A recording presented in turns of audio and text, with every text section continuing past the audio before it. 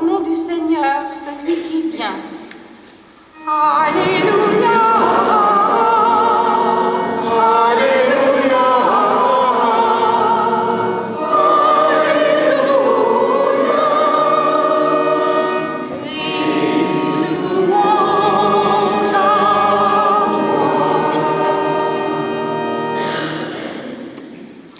Le Seigneur soit avec vous. Évangile de Jésus-Christ selon saint Matthieu.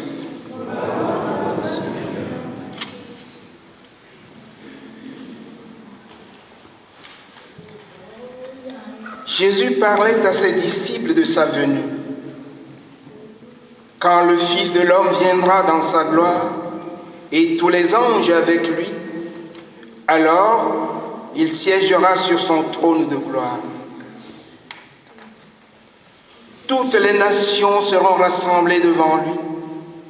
Il séparera les hommes les uns des autres, comme le berger sépare les brebis des chèvres.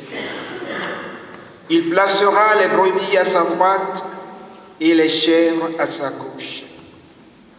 Alors le roi dira à ceux qui seront à sa droite, « Venez, les bénis de mon Père, recevez un héritage, le royaume préparé pour vous depuis la création du monde. Car j'avais faim, et vous m'avez donné à manger. J'avais soif, et vous m'avez donné à boire. J'étais un étranger, et vous m'avez accueilli. J'étais nu, et vous m'avez habillé. J'étais malade, et vous m'avez visité. J'étais en prison, et vous êtes venus jusqu'à moi. » Alors les justes répondront, « Seigneur, quand est-ce que nous t'avons vu? Tu avais donc faim, et nous t'avons nourri. Tu avais soif, et nous t'avons donné à boire. Tu étais un étranger, et nous t'avons accueilli. Tu étais nu, et nous t'avons habillé. Tu étais malade ou en prison.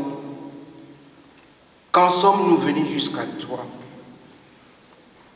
Et le roi leur répondra, « Amen, je vous le dis, chaque fois que vous l'avez fait à l'un de ces petits qui sont mes frères, c'est à moi que vous l'avez fait. » Alors il dira à ceux qui seront à sa gauche, « Allez-vous-en, l'un de moi, maudit, dans le feu éternel, préparé pour le démon et ses anges. Car j'avais faim, et vous ne m'avez pas donné à manger. J'avais soif, et vous ne m'avez pas donné à boire. J'étais un étranger, vous ne m'avez pas accueilli. J'étais nu, et vous ne m'avez pas habillé. J'étais malade et en prison, et vous ne m'avez pas visité. » Alors ils répondront, eux aussi, « Seigneur, quand est-ce que nous t'avons vu avoir faim et soif, être nu, étranger, malade ou en prison, sans nous mettre à ton service? » Il leur répondra, « Amen, je vous le dis. Chaque fois que vous ne l'avez pas fait à l'un de ces petits, à moi non plus, vous ne l'avez pas fait. » Et ils s'en iront, ceux-ci au châtiment éternel, et les justes à la vie éternelle. Acclamons la parole de Dieu.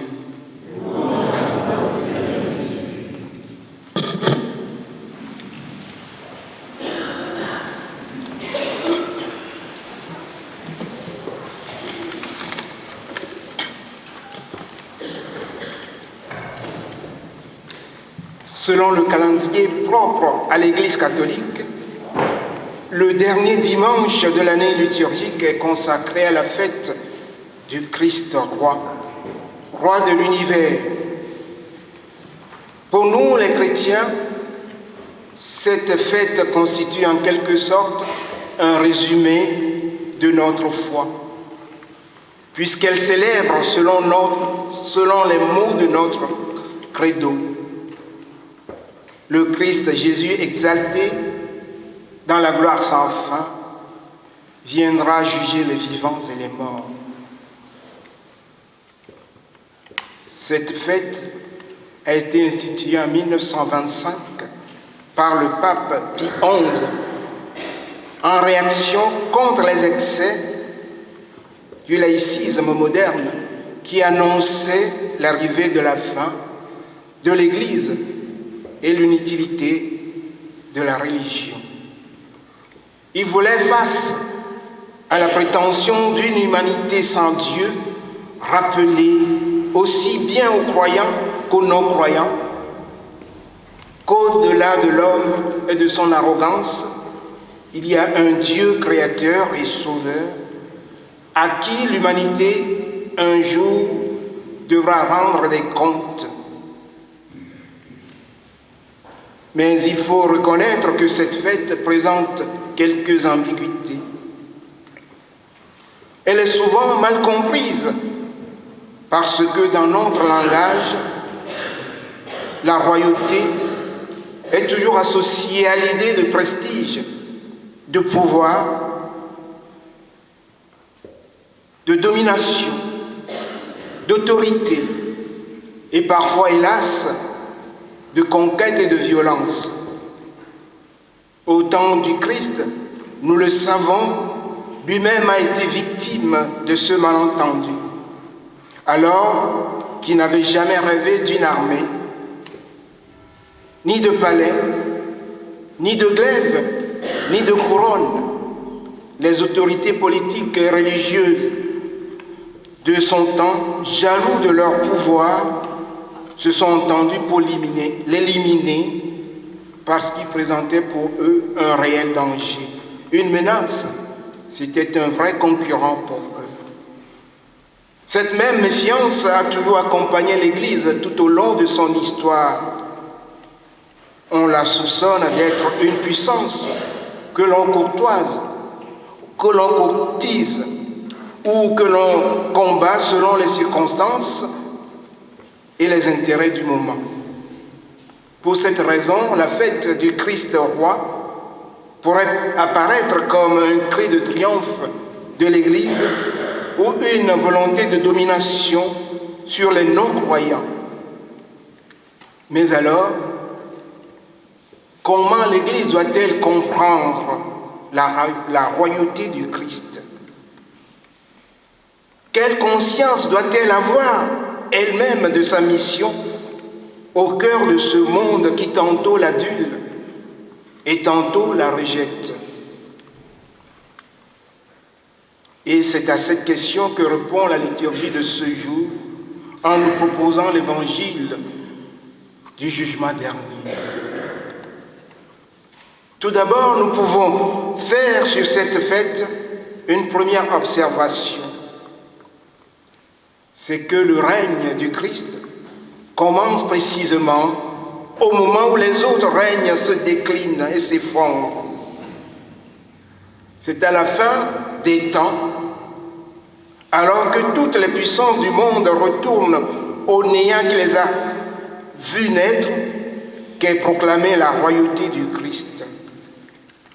Devant lui, tous ceux qui l'ont précédé viendront s'incliner pour lui rendre des comptes.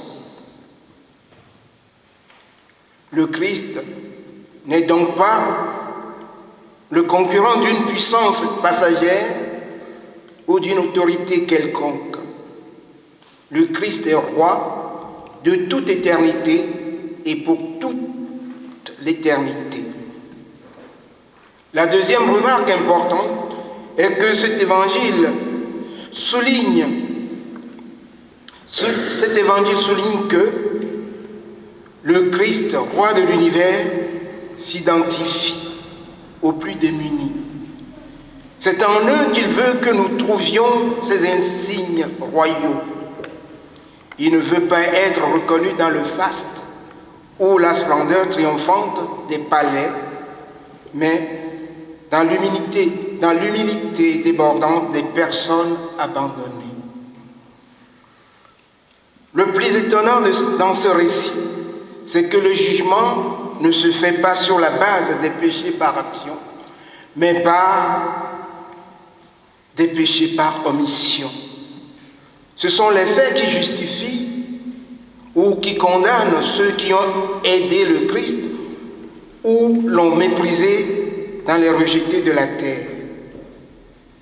C'est aujourd'hui que chacun de nous construit sa destinée en accueillant ou en rejetant le Christ dans ses frères.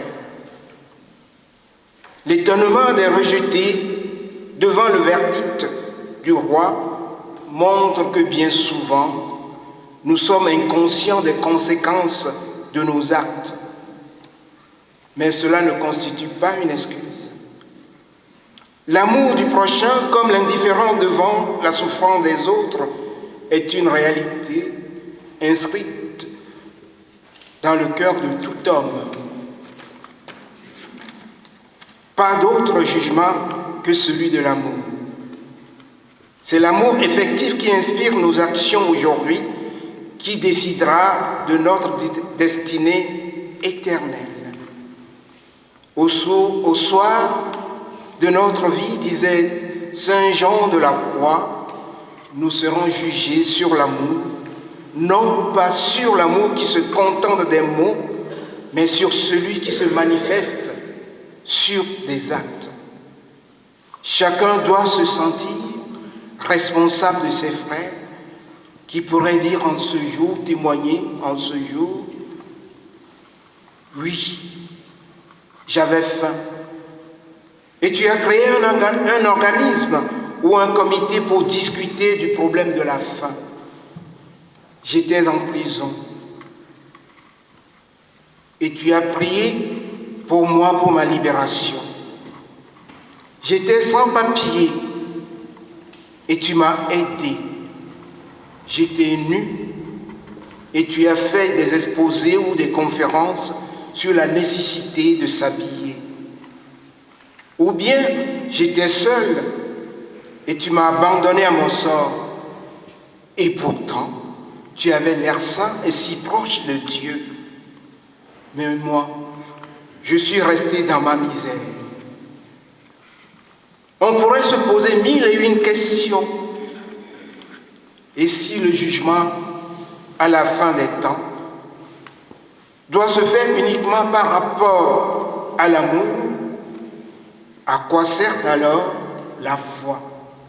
À quoi sert notre foi? Si l'entrée du royaume dépend uniquement de l'amour du prochain, de quelle utilité sont les dogmes, les cultes, les rites? Celui qui aime son frère a-t-il vraiment besoin de pratiquer une religion pour être sauvé? Et derrière toutes ces questions apparemment banales se cache le drame de notre société sécularisée qui veut construire un nouvel humanisme de l'amour sans Dieu. Et qu'en est-il réellement? Une telle argumentation repose sur deux erreurs, à savoir que saint Matthieu écrivait à une communauté de croyants qui pensaient qu'il suffisait de croire pour être sauvé.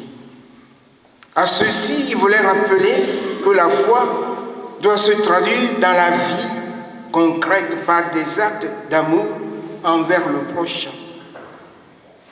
Il n'avait nullement envie de remplacer la foi par l'amour, mais plutôt de présenter l'amour comme une conséquence logique de la foi.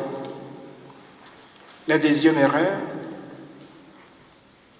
il ne faut pas réduire tout l'évangile à la parabole du jugement dernier. Ailleurs, il est question d'autres conditions pour entrer dans le royaume des cieux. Exemple, le bon larron à qui le Christ accorde le paradis sans le juger.